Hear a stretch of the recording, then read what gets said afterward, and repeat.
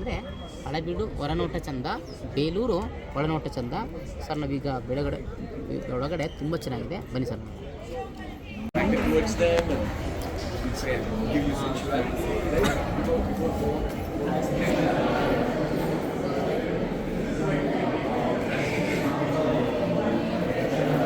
ಒಳಗಡೆ 48 ಕಂಬಗಳಿವೆ, 48 ಫೇಸ್. 48 ಕಂಬಗಳಕ್ಕಿಂತನೆಲ್ಲ ವಿಭಿನ್ನವಾದ ಡಿಫ್ರೆಂಟ್ ಇದೆ ನೋಡಿ ಸರ್. ಸರಿಯಾಗಿ ನೋಡಿ, ಈ ಕಂಬ ಇದ್ದ ಹಾಗೆ ಈ ಕಂಬ ಇಲ್ಲ, ಆ ಕಂಬ ಇಲ್ಲ, ಆ ಕಂಬ ನೋಡಿ ಸರ್.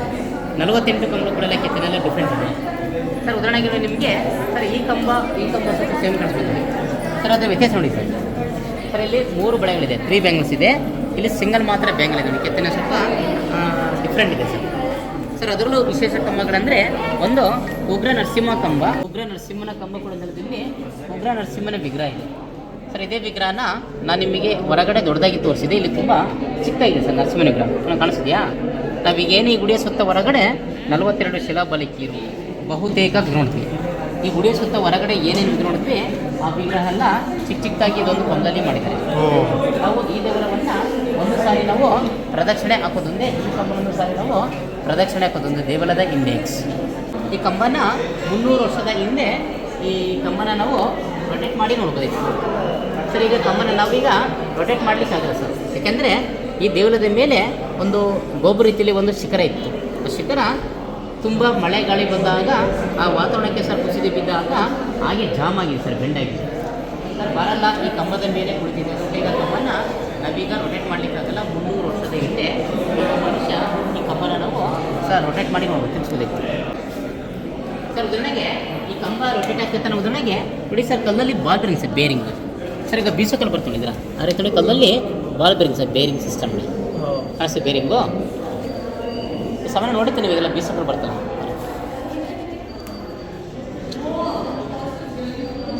ಸರ್. ಅಮರ ಶಿಲ್ಪಿ ಜಕಣಾಚಾರಿ ಮತ್ತು ವೆಂಕಣಾಚಾರಿ ಸರ್ ಇಷ್ಟನ್ನೆಲ್ಲ ಕೆತ್ತನೆ ಮಾಡಿ ಕೂಡ ಯಾವುದಾದ್ರೂ ಕೂಡ ಕೆತ್ತನೆ ಮಾಡೋದನ್ನೇ ಬಿಟ್ಟಿದ್ದರೆ ಮುಂದೆ ಬಂದು ಕೆತ್ತನೆ ಮಾಡ್ಬೋದು ಅನ್ನೋ ಚಾಲೆಂಜ್ಗೋಸ್ಕರ ಒಂದು ಖಾಲಿ ಜಾಗ ಬಿಟ್ಟಿದೆ ಸರ್.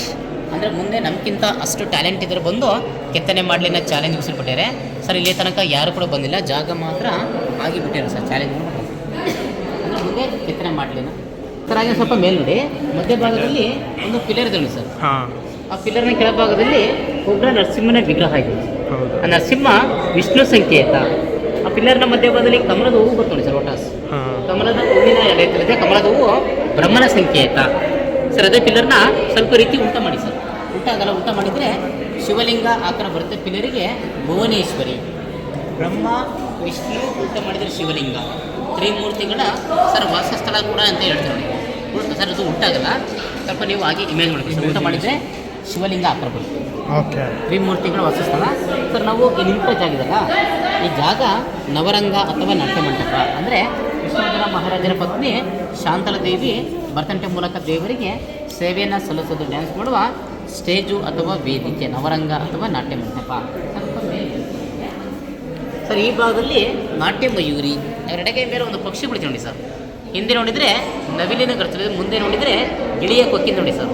ಅಂದರೆ ಭರತನಾಟ್ಯ ಮಾಡುವ ಹೆಣ್ಮಕ್ಳು ನವಿಲ್ ಥರ ನರ್ತನ ಮಾಡು, ಗಿಳಿ ಥರ ಮಾತಾಡೋ ಶಿಲ್ಪಿ ಒಂದು ಕಲ್ಪನೆ ಸರ್. ಅವರ ಬಲಗೈಲಿ ಕೂಡ 2 ಬಳೆಗಳಿದೆ, ಕಾಣಿಸ್ತೀಯಾ ಸರ್? 2 ಬಳೆಯಲ್ಲಿ ಆ ಫ್ರಂಟ್ ಬ್ಯಾಂಗಲ್ಲ ಈ ರೀತಿ ಹಿಂದಕ್ಕೆ ಮುಂದಕ್ಕೆ ನಾವು ಶೇಪ್ ಮಾಡ್ಬೋದು, ಮೂವ್ ಮಾಡ್ಬೋದು.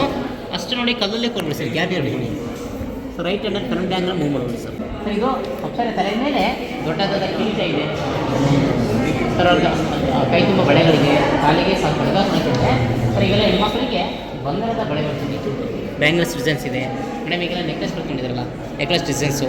2ನೇ ಕಂಬ ಈಗೆಲ್ಲ ಕಾರ್ ಟೈರ್ ಬರ್ತೀನಿ, ಮತ್ತು 3ನೇ ಕಂಬ ಟೈರ್ ಒಳಗಡೆ ಟ್ಯೂಬ್ ಬರ್ತೀನಿ ಸರ್. ಕಾರ್ ಟೈರ್ ಡಿಸೈನ್ಸ್ ಇದೆ. ಒಟ್ಟು 48 ಕಲರ್ಸ್ ಕೂಡ ಡಿಸೈನ್ ಸರ್. ಹಾಗೆ ನೆಕ್ಸ್ಟ್ ನೋಡಿ, ಈ ಭಾಗದಲ್ಲಿ ಮೇಲೆ ಜನಾರ್ದನ ಲಕ್ಷ್ಮಿ ಕೊಡ್ತಾರೆ, ಕೆಳಗಡೆ ವಾದ್ಯಗೋಷ್ಠಿಗಳ ಸಾಲಿದ್ರೆ, ಕೆಳಭಾಗದಲ್ಲಿ ಸಾವಿರ ಹೂವಿನ ಮಗ್ಗಿನ ಸಾಲಿದೆ ಸರ್. ಯಾಕೆ ಆ ಮಾದರಿ ಮಾಡಿದ್ದಾರೆ ಅಂದರೆ ಒಳಗಡೆ ಗಾಳಿ ಮತ್ತು ಬೆಳಕು ಪಾಸ್ ಆಗಲಿಕ್ಕೆ ಆ ಮಾದರಿ ಮಾಡಿದ್ದಾರೆ ಸರ್. ಎಡಭಾಗ ಬಲಭಾಗದಲ್ಲಿ ಕೃಷ್ಣ ಪರಮಾತ್ಮನ ದ್ವಾರಪಾಲಕರು ಜಯ ಮತ್ತು ವಿಜಯ, ಜಯ ವಿಜಯರ ದ್ವಾರಪಾಲಕರು ಸರ್. ಒಳಗಡೆ ಮೂಲ ವಿಗ್ರಹ ಚನ್ನಕೇಶವ ಸ್ವಾಮಿ ಇದೆ. ಪೀಠ 3 ಅಡಿ, ವಿಗ್ರಹ 9 ಅಡಿ, ಒಟ್ಟು 12 ಅಡಿ ವಿಗ್ರಹ ಇದೆ. ಪ್ರತಿನಿತ್ಯ ಗಂಡು ವಿಗ್ರಹಕ್ಕೆ ಹೆಣ್ಣಿನ ಅಲಂಕಾರ ಮಾಡಿಬಿಟ್ಟೆ ಪೂಜೆ ಮಾಡ್ತಾರೆ ಸರ್. ಯಾಕೆ ಗಂಡು ವಿಗ್ರಹಕ್ಕೆ ಹೆಣ್ಣಿನ ಅಲಂಕಾರ ಮಾಡ್ತಾರೆ ಅಂದರೆ ವಿಷ್ಣು ಪರಮಾತ್ಮ ಭಸ್ಮಾಸುರ ರಾಕ್ಷಸನನ್ನು ಸಂಹರಿಸಲು ಮೋಹಿನಿ ಹಣೆಯಲ್ಲಿ ಕುಂಕುಮ ಇದೆ, ಮೂಗ್ನಲ್ಲಿ ಮೂಗ್ನತ್ತಿದೆ, ಸೊಂಟಕ್ಕೆ ಸೊಂಟ ಕೊಟ್ಟಿದೆ ಸರ್. ಮೂಲ ವಿಗ್ರಹ ಗಂಡು ವಿಗ್ರಹ, ಅಲಂಕಾರ ಎಲ್ಲ ಹೆಣ್ಣಿನ ಸ್ತ್ರೀ ಅಲಂಕಾರ. ಮೋಹಿನಿ ಕಂಬದ ಸರ್, ಇದು ಮೋಹಿನಿ ಕಂಬ.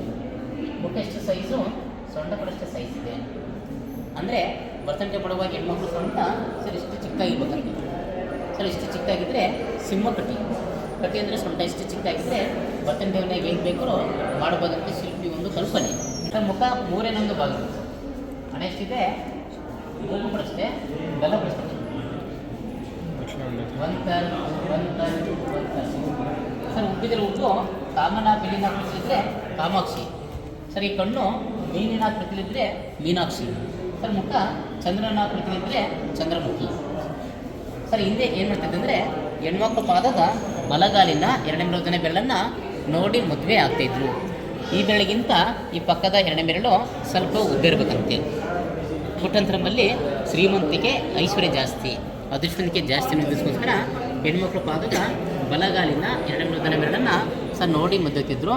ಎಲ್ಲ ತುಂಬಿಕೊಂಡವ್ರೆ, ಅವರೆಲ್ಲ ಹೋಗ್ತಾರೆ ದೇವರ ದರ್ಶನ.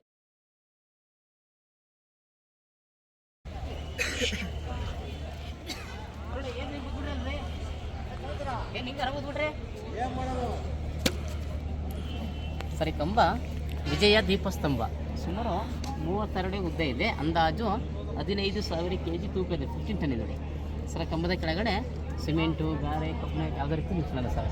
ಜಸ್ಟ್ ಆಗಿನ ನೋಡಿ ಸರ್. ಕೆಳಗಡೆ ಯಾವುದೇ ಆಧಾರದಲ್ಲೇ ಸುಮ್ಮನೆ ಜಸ್ಟ್ ಆಗಿನ ಸರ್. ಇದು ಕೂಡ ಸರ್ ಕಾಣಿಸ್ಕೊಳ್ಳಿ ಸರ್. ಒಂದು ಮೂಲೆ ಮಾತ್ರ ಓಪನ್ ಇದೆ, 3 ಮೂಲೆ ಮಾತ್ರ ಕಲ್ಲಿಗೆ ಹೆಚ್ಚಿದೆ ಸರ್.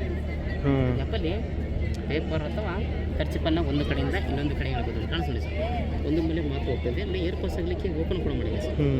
ಕೆಳಗಡೆ ಸರ್ ಏನು ಆಧಾರದಲ್ಲಿ ಸುಮ್ಮನೆ ಜಸ್ಟ್ ಆಗಿದೆ ಸರ್. ಇದು ಕೂಡ ಸಿಂಹಾಸನ ಸರ್. ಟೆಂಪಲ್ ಇದೆ ಸರ್, ಅದು ಈ ದೇವಸ್ಥಾನದ ಮಾಡಲು ಸ್ಕೆಚ್ಚು ಸರ್. ಉದಾಹರಣೆಗೆ ನೀವು ಮನೆ ಕಟ್ಟಬೇಕಾದ್ರೆ ಫಸ್ಟ್ ಪ್ಲಾನ್ ಮಾಡ್ಕೊಂಡು ಮಾಡ್ತಾರೆ ಸರ್. ಈ ದೇವಸ್ಥಾನದ ಮಾಡಲು ಸ್ಕೆಚ್ಚು ಸರ್. ಅಲ್ಲೂ ಕೂಡ ಒಳಗಡೆ ಮೂಲ ವಿಗ್ರಹ ಶಾಂತಿಕೇಶವನ ವಿಗ್ರಹವನ್ನು ಪ್ರತಿಷ್ಠಾಪನೆ ಮಾಡಿದ್ದಾರೆ. ಅಲ್ಲೂ ಕೂಡ ಬೆಳಗ್ಗೆ ಸಂಜೆ ಪೂಜೆ ಇರುತ್ತೆ ಸರ್. ಅಲ್ಲೊಂದು ಉಯ್ಯಾಲೆ ಮಾಡ್ತಾರೆ ಒಮ್ಮೆ ನಿಗದಿ ಕಾಲದ ಅಂದರೆ ಏಪ್ರಿಲ್ ತಿಂಗಳಲ್ಲಿ ಸರ್ ರಥೋತ್ಸವ ಇರುತ್ತೆ ಜಾತ್ರೆ. ಈ ಸಂದರ್ಭದಲ್ಲಿ ಆ ಕಬ್ಬಿಣದ ಕುಂಡಿಗಳಿಗೆ ಉಯ್ಯಾಲೆ ಮಾಡ್ಕೊಂಡು ಇಟ್ಬಿಟ್ಟು ಸರ್ ಉಯ್ಯಾಲೆ ಸೇವೆ ಜೋಕಾಲೆ ಸರ್. ಈ ದೇವಾಲಯದ ವಿಸ್ತೀರ್ಣ ಸುಮಾರು 4 ಎಕರೆ ದೇವಸ್ಥಾನದ ಪೂಜೆ ಸಂದರ್ಭ ಸರ್. ಹಾಗೆ ಅದೇ ಮನೆಯಲ್ಲಿ ಪಾಕಶಿಲಾ ತೊಡಗಿ ಮನೆ ಈಗಲೂ ಕೂಡ ಸರ್ ದೇವರ ನೈವೇದ್ಯಕ್ಕೆಲ್ಲ ಈಗಲೂ ಕೂಡ ಪಲ್ಲ ಪ್ರಸಾದ ಮಾಡೋದು ಸರ್.